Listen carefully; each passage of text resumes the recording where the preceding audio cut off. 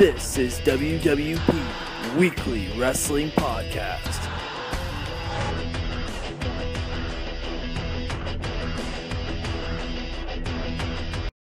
Hey, listen up, slapnuts. This is Jeff Jarrett, the king of the mountain and founder and CEO of Global Force Wrestling. And you're listening to the Weekly Wrestling Podcast.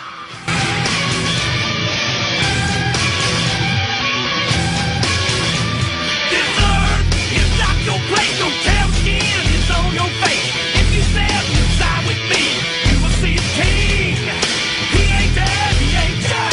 Don't want to hear no big mouth talk in my world. I'm Matthew Grant. I'm being joined by a former WCW, NWA, and AAA World Champion, former Intercontinental and European Champion, former WCW United States Champion, WWE Tag Team Champion, the current TNA King of the Mountain Champion, Global Force Wrestling founder, and member of the Bullet Club, Jeff Jarrett. How's it going, man? Wow, dude, you got a lot in there in a short amount of time. That's impressive. Thanks for the intro. No, thank you very much for joining me, man. Really, one of the interviews I was really looking forward to. Talk a little bit about the Global Force Wrestling product and the events that you guys have been putting over the past couple of weeks. Well, couldn't be more excited. You know, we are super excited. We just came off our 7th event. It was Saturday night in Lake County, right up beside Cleveland. We've traveled through Mississippi and Tennessee and Kentucky and Wisconsin and Ohio and Pennsylvania. We were in Erie on Friday night, and it's a real cool vibe. It's Global Force Wrestling's Grand Slam Tour. It's a grassroots approach to creating brand awareness, and we're setting the ring up right on home plate in these minor league stadiums, and the home team is away on the road, so we have the venue to ourselves, and we've really gotten into the DNA of the ball team and the season ticket holders and leveraged all their media, and we've just created a lot of brand awareness in these markets, and we continue to roll through.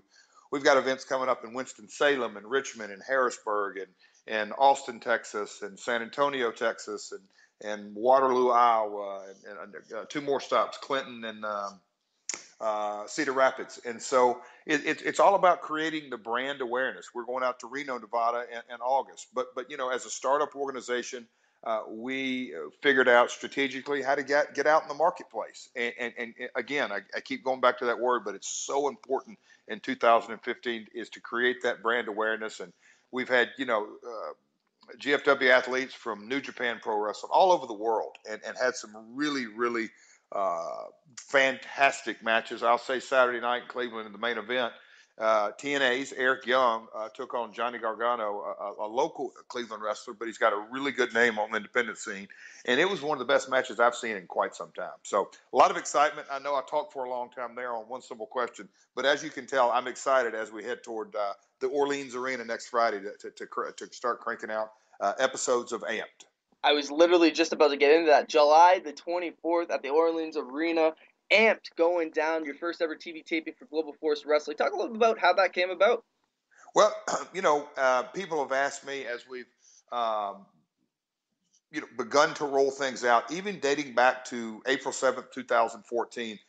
That's the day we literally named the company, the day after WrestleMania. There was obviously, it's probably the day that the wrestling's talked most about in this country, and so we felt that was the appropriate time. And so as we've rolled along, and I just referenced the partnerships we have with the minor league baseball teams, that's a strategic partnership that we have.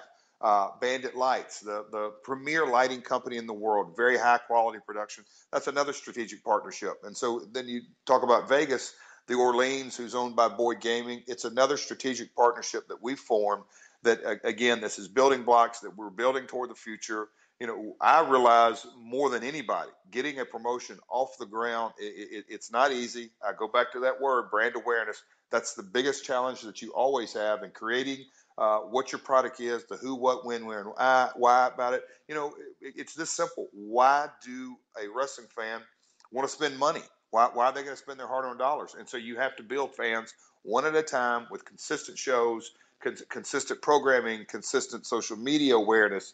And it just takes an enormous effort by a great team who's all, I'll say, rowing in the same right direction. And so as we've begun to roll things out, we've got international announcements coming up. We've got domestic announcements coming up. But, just this week, we named the television show and let that out, Amped, and that was done by quite a bit of research, and we've named the four divisions, and we've released the first card. And next Friday at the Orleans, you're going to be able to see some of the best luchadors in the world. Certainly, Kushida of New Japan Pro Wrestling is right at the top of being one of the best juniors of the world. Bobby Roode, the It Factor, arguably he's the best wrestler in TNA wrestling, and certainly that goes for anywhere in the world. Boy, you can tell I'm excited again. There's just so much excitement, so much going in, and I'm just ready to get going. Before we get talking about the divisions and the card for next weekend, I got to ask, what's been the difference in creating brand awareness for Global Force Wrestling and TNA Wrestling? The world has changed, not just professional wrestling, but the world has changed. In 2002, we were just right off of WWE purchasing WCW, and the pay-per-view business was a different model back then.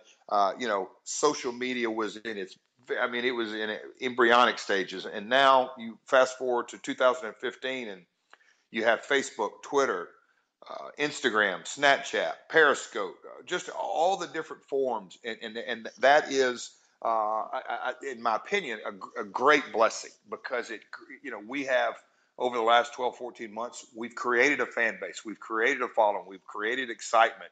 And that's all due to the digital age and the social media age. And so, whether it's globalforcewrestling.com or any of our social media platforms at GFW Wrestling, I'll get that simple little plug in there. But no, it gives the fans to literally sample us. And that's what we're doing as we just build it. And so, again, I'm going to go back to your question, what's the difference? Well, in 2015, you have obviously WWE, and you can argue that they probably got north of 90% of the market share. They have defined and absolutely made the name of sports entertainment, and they do it better than anybody else. Well, we're professional wrestling, and yes, there is many similarities, and then there's some differences. But you also have TNA out there. You have New Japan, AAA, Lucha Underground. Ring of Honor, and then some great independent promotions, not just in this country, but around the world.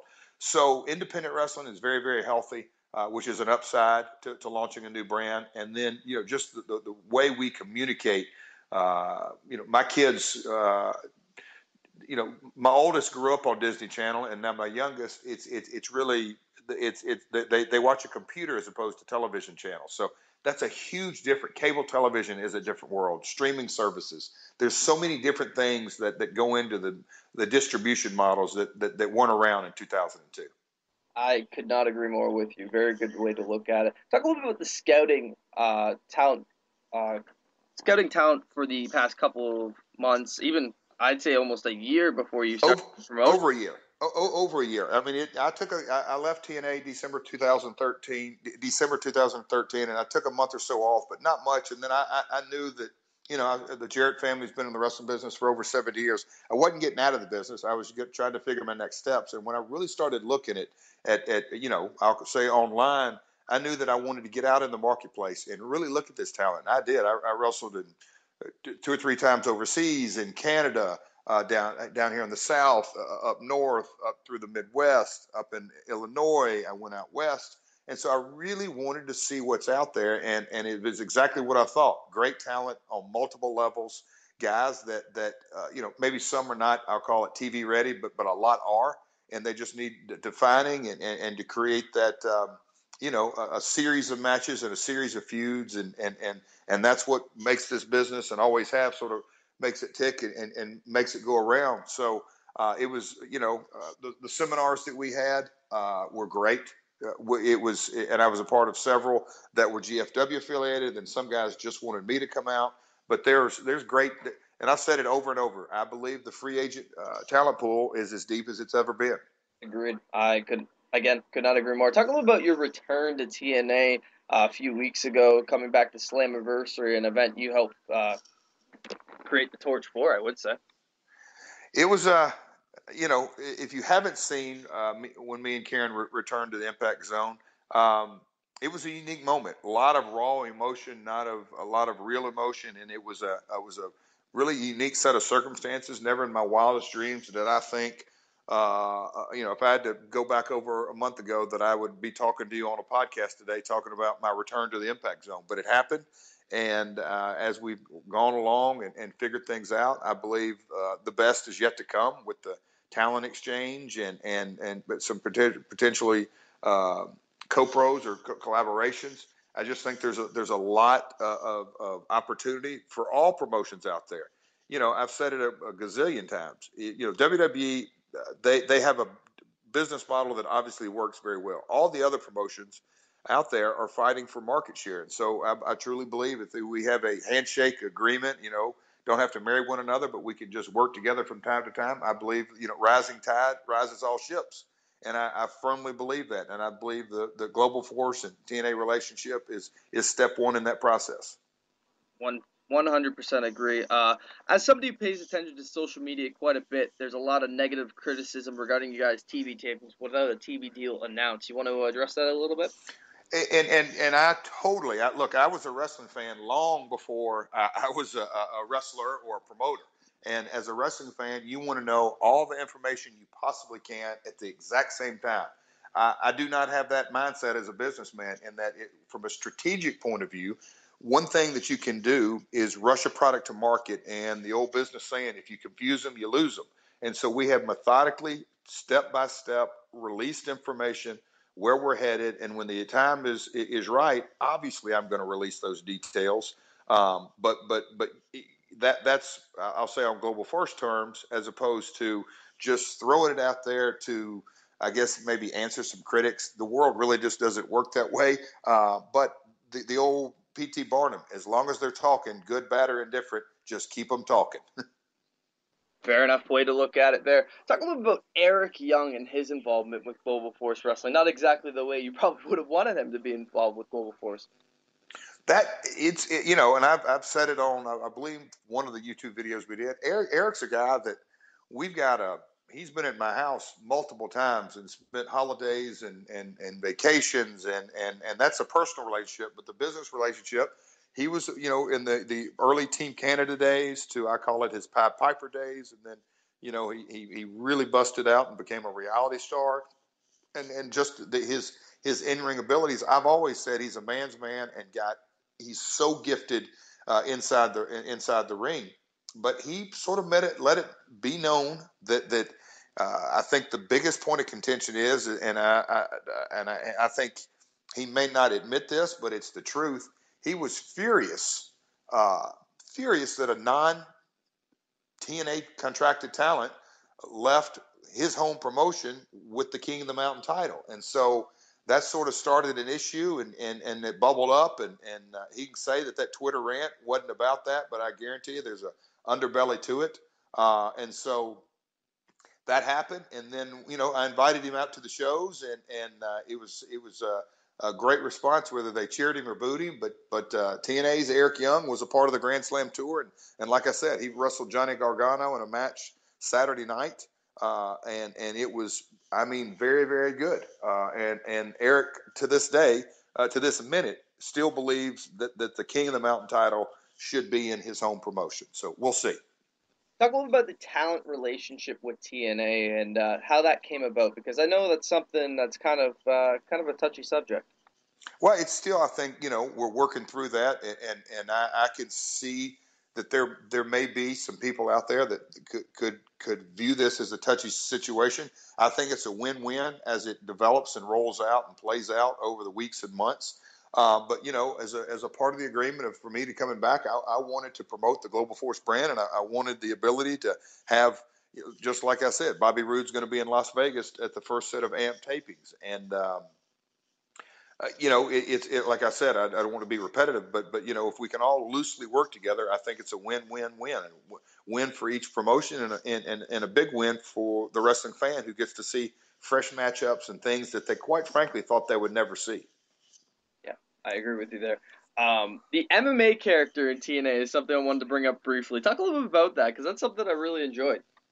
Well, Double J MMA, retired undefeated. I'm not sure if there's been ever a MMA fighter that retired undefeated. And, it was when I saw no more competition that they could find for me, I said, all right, I'm hanging it up. And so, that's one of the things that I can go down and say in my career that I went undefeated in my MMA career. Some people, maybe you, might disagree with it, but I, there's a video online when I was in the dojo with some kids and I trained them, and so Double J MMA, it goes without saying, I'm undefeated to this day. Would you not agree with me, Matthew? I would agree with you, man.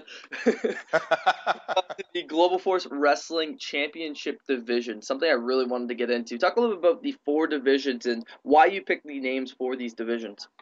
It was a collaborative effort, and a lot of people, and obviously WWE is the natural promotion to talk about because they're the most well known. But there's always a world champion in every promotion, and then not to be repetitive, not to try to reinvent the wheel or recreate things, but our main title is the Global Championship.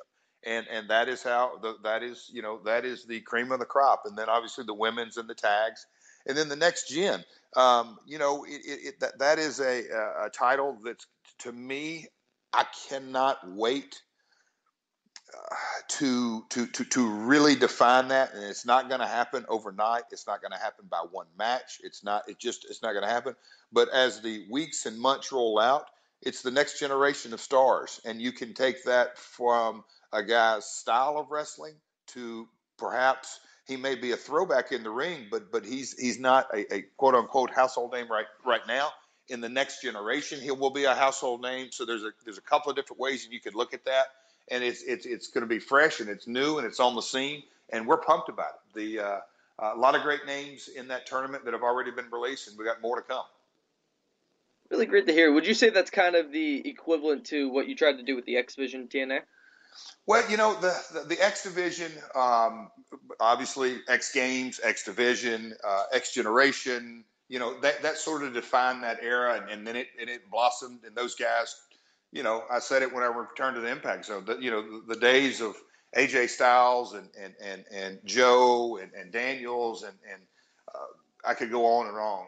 Amazing Red, many of those X Division stars. There's just a hype and a sense of newness and freshness, and so yes, there's a parallel, but there is a little bit of a different vibe in that the next generation. Again, like I said, they're going to be the next generation of stars. So I think it's not only going to be high flyers; it's the next generation of superstars.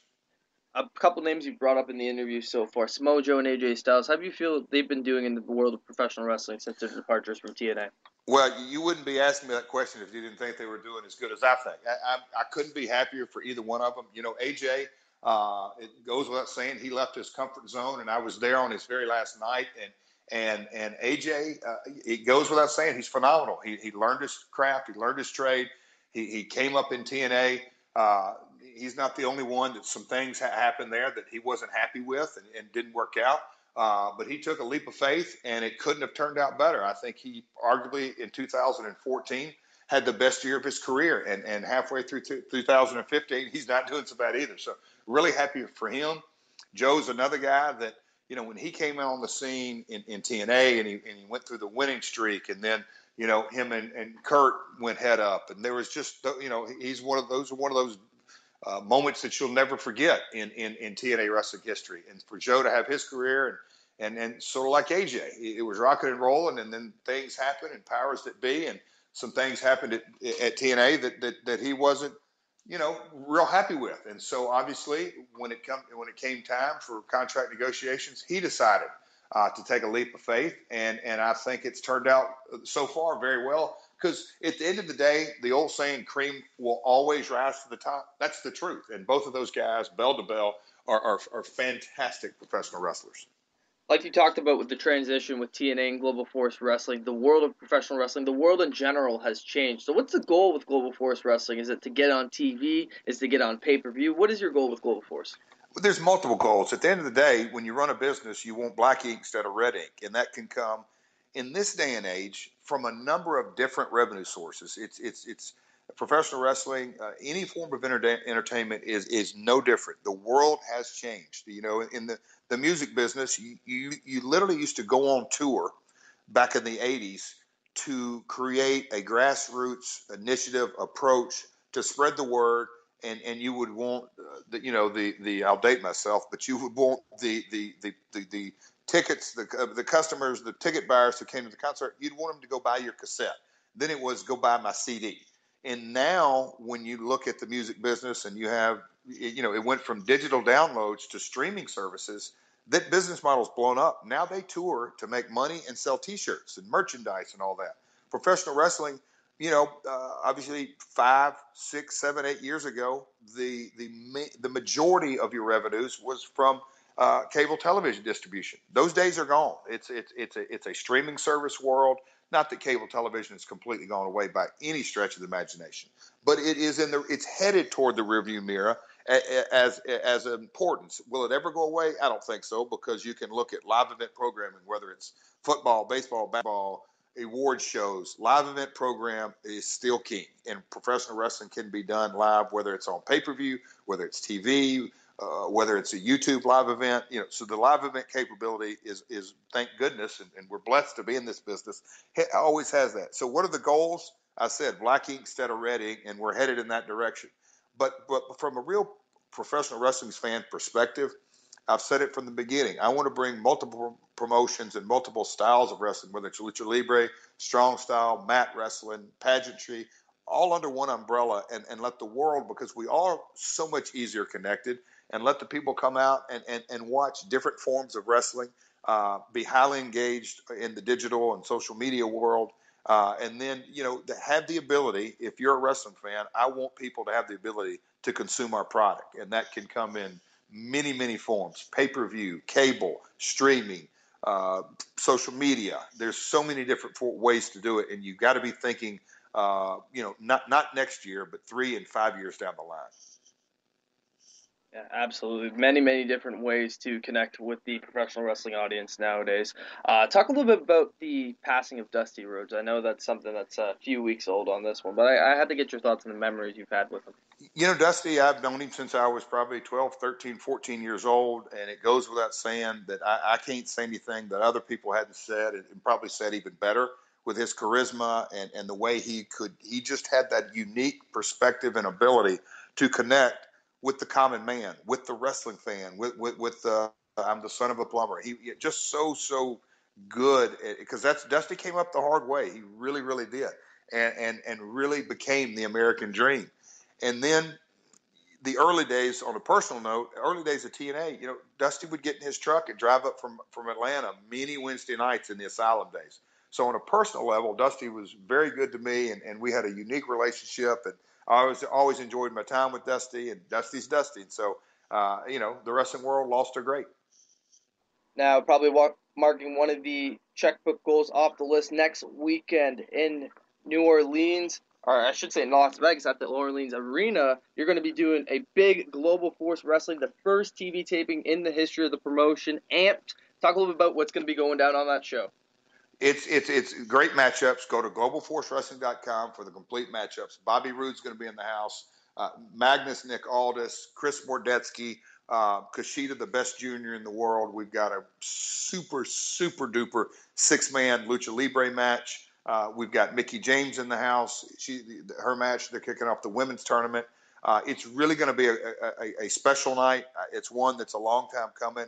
I know I'm excited. My family's excited. The Global Force Wrestling family's excited. So the Orleans is going to be the place to be in Las Vegas next Friday night. Jeff, gotta wish you all the best going forward with Global Force Wrestling. It's cool to see you kind of launch another unique promotion, and going to be very, very interesting to see where it goes going forward from here. I gotta ask you, throw out some social media, throw it everywhere we can find Global Force Wrestling on the interweb. Well, my personal Twitter is @RealJeffJarrett, @RealJeffJarrett, and then we make it real simple. You can go to our website at globalforcewrestling.com or any social media platform, Instagram, Twitter, Snapchat, YouTube. It's @GFW Wrestling, and it's @GFW Wrestling. So I appreciate that. I appreciate all your support, and maybe I'll come back sometime soon, and we can discuss the results of Amped. I would love for that to happen, Jeff. And hopefully we can get you up here in the Toronto area sometime soon. That would be really cool. Stay tuned. We got details coming. Awesome. Fantastic to hear. Thank you very much for the time. Yep. Thanks. Have a good day.